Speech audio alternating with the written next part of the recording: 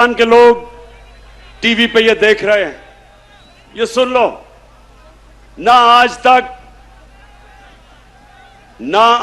तक इमरान खान किसी के सामने झुका है। जब तक मेरे में खून है, मैं अपनी कौम को किसी के सामने झुकने नहीं दूंगा। वो भगौड़ा जो उधर बैठा है, वो और उसकी बेटी और शहबाज शरीफ, जो भी उसको बूट नजर आता है पॉलिश करना शुरू कर देता है। कश्मीर में हिंदुस्तान ने इंटरनेशनल कानून तोड़ा। कोई दुनिया में कानून इजाजत नहीं देता कि आप किसी के मुल्क में आके अटैक करके और लोग मार दें। पैसे के बुत की पूजा करने वाले चुप करके तमाशा देखते रहे और हमारे लोगों का खून होता रहा। मैं सियासत में आया ही था इनका मुकाबला करने के लिए। जब तक मेरे में खून है, मैं इनका मुकाबला करूंगा। तो आप तैयार हैं जो मैं आपसे करूंगा? इनको कोई शर्म नहीं आई कि हमारे पाकिस्तानी मर रहे थे। मैं जो लोग आज मीडिया में इनकी हिमायत कर रहे हैं, इन डाकुओं की, मैं आपसे ये सवाल पूछता हूं कि क्या आप चाहेंगे कि आपके बच्चे मकसूद चपरासी वाला शहबाज शरीफ आपका बेटा बन जाए, या आप चाहेंगे कि भगौड़ा नवाज शरीफ बन जाए, और या आप चाहेंगे कि आपका बेटा जरदारी की तरह बन जाए? कोई नहीं चाहेगा। जब कश्मीर में हिंदुस्तान ने इंटरनेशनल कानून तोड़ा, यूनाइटेड नेशंस की सिक्योरिटी काउंसिल की रेजोल्यूशंस की खिलाफ वर्जी करते हुए जो कश्मीर का स्टेटस खत्म किया, क्या आप में से किसी ने हिंदुस्तान से कोई राब्ता तोड़ा, कोई उनकी तनकीद की, कोई तजारत बंद की? तो हम आपके सामने क्या हैं? क्या हम कोई गुलाम हैं कि जो आप कहेंगे हम कर लें? क्यों इनको ये गलत आदतें पड़ी किधर से हैं? 2008 और 2018 के दरमियान में 400 ड्रोन अटैक हुए पाकिस्तान के ऊपर। जब जरदारी मुल्क की बड़ी बीमारी हुआ जो दुनिया की तारीख में कभी नहीं हुआ। नौजवानों, आपके पास सोशल मीडिया है, अपने टेलीफोन पे आप जरा गूगल करके देखें कि कभी ऐसा हुआ है कि एक मुल्क किसी मुल्क की जंग लड़ रहा है, उसके लिए जंग लड़ रहा है, और वही मुल्क उसी के ऊपर बमबारी कर रहा है? ये कभी हुआ है?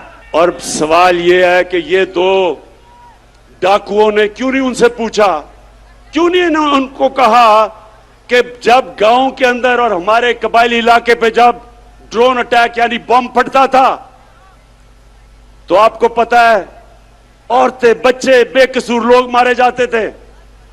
जब ड्रोन अटैक एक घर पे फटता है तो लोगों के गोश्त के टुकड़े दीवारों पे होते हैं। इनको कोई शर्म नहीं आई कि हमारे पाकिस्तानी मर रहे थे? बाहर से हमारा ही दोस्त जिसके लिए हम जंग लड़ रहे हैं, वही आके यहां ड्रोन अटैक कर रहा था। क्यों ये दोनों बोल नहीं रहे थे? क्यों नहीं बोल रहे थे? मैं आपको बताता हूं कि ये दो डाकू क्यों नहीं बोल रहे थे। क्योंकि इनके चोरी, इस मुल्क से जो पैसा लूट के इन्होंने बाहर के मुल्कों में और बैंकों में और बड़े बड़े महल्लात लिए हुए थे, इनको डर था कि जिस दिन ये कहेंगे कि सर ये क्या कर रहे हैं आप, ये ना करें, वो इनकी प्रॉपर्टी जब्त कर लेंगे। पैसे के बुत की पूजा करने वाले चुप करके तमाशा देखते रहे और हमारे लोगों का खून होता रहा।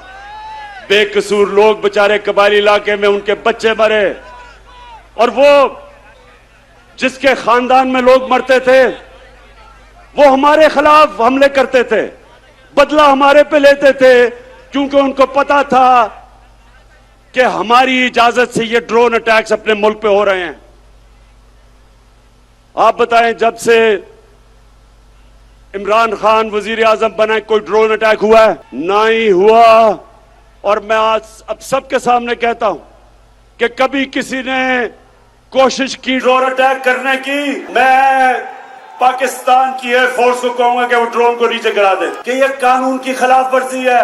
कोई दुनिया में कानून इजाजत नहीं देता कि आप किसी के मुल्क में आके अटैक करके और लोग मार दें। कभी भी कोई कौम अजीम कौम नहीं बनी जो दूसरों के सामने झुकती है। सिर्फ खुददार कौमें अजीम कौम बनती है। जो किसी से भीख मांग के गुजारा करती है कौम, वो ऐसे ही है जैसे कि अगर मैं वसाखिया पकड़ लूं, अपनी टांगों पे जोर ना डालूं, मेरी टांगें कमजोर हो जाएंगी।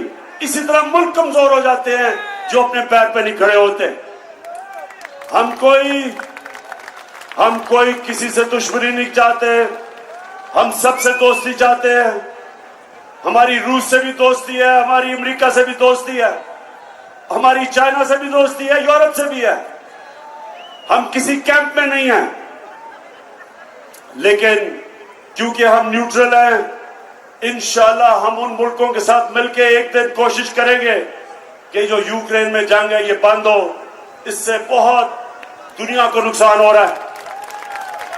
इससे तेल की कीमतें आसमानों पे चली गई, गंदम की कीमतें आसमानों में, गैस की कीमत उधर पहुंच गई है कि ये यूरोप जैसे मुल्क, बर्तानिया जैसे मुल्क में इस वक्त लोगों को मुश्किल पड़ी हुई है। तो इसलिए हम जंग में किसी का साथ नहीं देंगे, अमन में सबका साथ देंगे। सबसे पहले मुजरिम नंबर 1 नवाज शरीफ, झूठ बोल के सुप्रीम कोर्ट ने उसको सजा दी। बॉलीवुड की एक्टिंग की, रो धो के कि जी मैं तबाह हो गया, मरने वाला हूं, मिन्नतें करके बाहर चला गया। मैं ये सोचता हूं, नून लीग वालों अगर सुन रहे हो तो मेरी बात जरा, मैं चाहता हूं इस बात पे थोड़ा सा गौर करो कि कभी गीदड़ भी लीडर बन सकता है। दुनिया में सुना है कि वो लीडर हो जो खुद दुम आके भाग जाए और दूसरी तरफ भागा है। पहली दफा जनरल मुशर्रफ के दौर में तो आसिफ जरदारी ने तब कहा था, आसिफ जरदारी जब आप इकट्ठे होंगे तो जरा याद कराना शरीफों को और नून लीग को कि क्या आपने ये नहीं कहा था कि अटक जेल में टिश्यू के डब्बे खत्म हो गए नवाज शरीफ के आंसू पहुंचते पहुंचते। वहां रोना धो के वहां से भागा, झूठ बोल के गया कि मैंने कोई मुआहिदा नहीं किया। फिर वो सऊदी शहजादा आया और उसने मुआहिदा दिखा दिया। फिर कहता नहीं जी वो असल में 5 साल का था, 10 साल का नहीं। अब फिर बाहर चला गया है। अब नून लीग, मैं जरा अपनी, क्योंकि नून लीग में बड़े अच्छे अच्छे लोग भी हैं, तो मैं जरा नून लीग वालों से ये भी पूछना चाहता हूं, अपने जरा बच्चों को कहें जरा गूगल करें अपने मोबाइल पे, कोई इसकी दुनिया में मिसाल मिलती है कि एक मुल्क का 3 दफा वजीर आजम, उसके 2 बच्चे बाहर गए, अरबों रुपए के महलों में रह रहे हैं, वो खुद अरबों रुपए के महल में रहता है, और जब बच्चों से पूछते हैं कि जी ये पैसा किधर से आया, कहते जी हम तो पाकिस्तानी शहरी नहीं हैं, हम जवाबदेही नहीं हैं। यानी 3 दफा मुल्क का सदर, प्राइम मिनिस्टर, इसका मतलब कि वो फिर ये सिर्फ पाकिस्तान को लूटने के लिए आते हैं, पैसा चोरी करके बाहर, छुट्टियां बाहर, ईद बाहर, घर बाहर, शॉपिंग बाहर, और पाकिस्तान सिर्फ लूटने के लिए रखा हुआ है। ये है नंबर 1। दूसरा है शहबाज शरीफ। अब ये शहबाज शरीफ कौन है? अगर आपने शहबाज शरीफ का पता चलवाना है तो कहीं से मकसूद चपड़ासी को पकड़ के ले आए। बेचारा मकसूद चपड़ासी, एक दिन उसे पता चला कि उसके बैंक के अंदर 375 करोड़ रुपया आ गया। ये इसी तरह ही था कि हुदैबा पेपर मिल में लंदन में काजी फैमिली बैठी थी आज से 20-25 साल पहले, क्योंकि इन्होंने तो पुरानी चोरी शुरू की हुई है ना, तो उनको पता चला कि उनके बैंकों में लाखों पाउंड आ गए। वो बेचारे हैरान किधर से आए हैं, पता चला यहां से चोरी का पैसा पहले उधर भेजा और उधर से रेमिटेंस दिखा के पैसा पाकिस्तान ले आए।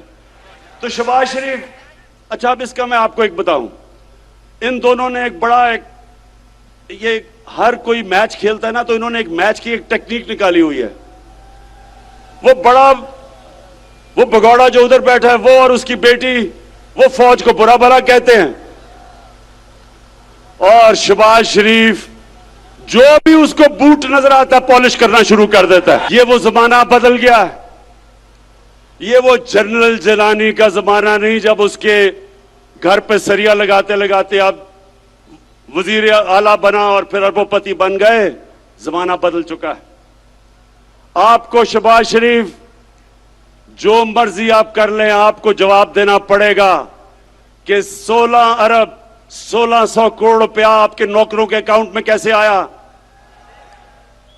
मैं फिर से नून लिख के पूछता हूं कि आप भी ये पूछे तो सही इससे कि 1600 करोड़ रुपया नौकरों के अकाउंट में किधर से आ गया।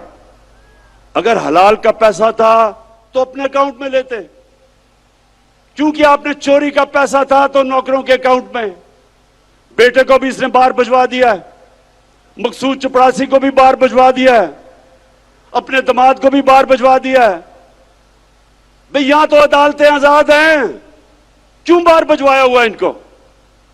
तो ये है दूसरा जो डरा हुआ है कि इसका केस आने लगा है और अगर केस आ गया तो इसने जेल में होना है। और तीसरा है नहीं बीमारी जरदारी, कि जब बेनजीर इक्तदार में आई तो आते साथ ही 1 साल ही नहीं लगा, सारी दुनिया में धूम मच गई मिस्टर 10%, कि हर चीज के ऊपर 10% पैसे खींच लेता था। ये वो आदमी था जो बेम्बिना सिनेमा के टिकट ब्लैक करता था। उसके बाद जो इसने पैसा बनाना शुरू किया, इसके और नवाज शरीफ के ऊपर बाहर के अखबारों के अंदर मजमून आए, किताबों के अंदर इनका जिक्र आया, इनकी चोरी का। बीबीसी के ऊपर फिल्में बनी इनकी चोरी पे। इसी जरदारी को 2 दफा नवाज शरीफ ने जेल में डाला करप्शन पे, और हुदैबा पेपर मिल का जो करप्शन का केस था वो जरदारी ने उसके ऊपर बनाया नवाज शरीफ पे। 96 की असेंबली में आसिफ जरदारी से पूछा गया कि सरे महल आपका है या नहीं है। एक बड़ा महंगा इसने महल खरीदा बर्तानिया में। इसने असेंबली में कहा यह मेरा नहीं है। वो केस हुआ, केस पाकिस्तान जीत गया, सरे महल को बेचा, पैसा पाकिस्तान आना था। इतने में मुशर्रफ ने इसको एनआरओ दे दिया, पैसा भी हजम कर गया वो। ये फिर $60 मिलियन यानी $6 करोड़ पड़ा था स्विट्जरलैंड में। पाकिस्तान ने केस किया, पाकिस्तान केस जीतने लगा था, मुशर्रफ ने एनआरओ दिया, वो भी हजम कर गया। ये हैं वो लोग जो सारे मिलके कि जी वो बहुत बुरे हालात है पाकिस्तान के। और चौथे नंबर पे फजलू मौलाना, पढ़े लिखे दीनी लोग होते हैं, हम उनकी इज्जत करते हैं, लेकिन जो डीजल के परमिट को बेच के पैसे बनाता है, और ये सिर्फ पैसे नहीं बनाता, ये ब्लैकमेल करता है। मदरसे के बच्चों को ले आया, इस्लामाबाद में धरना दिया। वो मीडिया ने जाके मदरसों के बच्चों से पूछा कि ये क्यों आए हो तुम धरना देने। उन्होंने कहा जी इसलिए कि इमरान खान यहूदी एजेंट है। उन्होंने कहा कि ये यहूदियों का या साजिश कर रहा है पाकिस्तान में। मौलाना मुझे ये बताओ कि तुम्हारे और ये जो तुम्हारा डाकुओं का टोला है, इसके होते हुए यहूदियों को साजिश करने की जरूरत क्यों है पाकिस्तान में? कुरान पढ़ी है और जो मेरा दीन का जितना भी इल्म है, अल्लाह ने आपको माफ नहीं करना।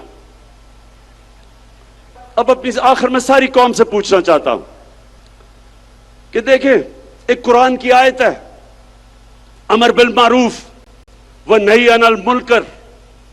इसका मतलब है, नौजवानों ये सुन लो, कोई भी दुनिया में मुहज्जब माशरा नहीं बन सकता जब तक इस कुरान की आयत पे नहीं चलता। अल्लाह कहता है कि तुम अच्छाई के साथ खड़े हो, अच्छाई के लिए जहाद करो और बुराई के खिलाफ जहाद करो। इसके ऊपर अच्छे और बुरे की तमीज जब एक माशरा है, उसकी अखलाकियात ऊपर चली जाती है, वो माशरे ऊपर जाते हैं। और जिन माशरों के अंदर कानून की बालादस्ती होती है, कानून की बालादस्ती और हुक्मरानी का मतलब कि कमजोर और ताकतवर का एक ही कानून, जिसके लिए हमारे नबी सल्लल्लाहु अलैहि वसल्लम ने कहा था कि तुम्हारे से पहले बड़ी कौमें तबाह हुई जो ताकतवर चोर को सजा नहीं देते थे और बेचारे कमजोर चोर को जेल में डालते थे। कौम तबाह हो गई है तुम्हारे से पहले कई। अब ये जो चोरों का टोला है, ये सारे जो आपकी कौम को नुकसान पहुंचा रहे हैं, 35 साल से ये नुकसान पहुंचा रहे हैं। मैं 1990 की बात करता हूं। मैं जब क्रिकेट खेलता था, हिंदुस्तान से जब मैं पाकिस्तान आता था, तो लगता था एक गरीब तरीन मुल्क से एक अमीर तरीन मुल्क में पहुंच गया हूं। हम उनसे आगे थे, हम सारे बर्रे सगीर में सबसे आगे थे। जब ये चोरों का टोला इस मुल्क के ऊपर मसल्लत हुआ, हम सबसे पीछे रह गए। ये अमीर तरीन हो गए हैं, कौम मकरूज और गरीब हो गई है। ये समझ जाए मेरे, जब तक एक कौम अच्छे बुरे की तमीज नहीं करती, कौम ऊपर नहीं जा सकती। मदीना की रियासत में हमारे नबी सल्लल्लाहु अलैहि वसल्लम ने इखलाकियात के ऊपर अपनी रियासत की बुनियाद रखी थी और इंसाफ पे, उस पे वो दुनिया की अजीम कौम बने थे। जब इस तरह के चोर मिलके सिर्फ एक ही काम है कि बारियां लेते रहें, खाते रहें, जो इनको इत्तेसाब इनका करने लगे तो उसके साथ सब मिलके उसको गिराने की कोशिश करें, तो ये लोग, मैं अपने मीडिया से कहता हूं कि आप, मीडिया एक वॉचडॉग होता है, मीडिया का काम होता है लोगों को अच्छे बुरे की तमीज दें। आज मगरबी मीडिया कभी भी किसी के ऊपर चोरी का इल्जाम हो, वो तकरीर नहीं कर सकता, वो मीडिया के सामने नहीं जाता। अगर कोई पकड़ा जाए करप्शन में, माशरे में उसकी सोशल बॉयकॉट हो जाती है, कोई उसके करीब नहीं जाता। तो मीडिया आप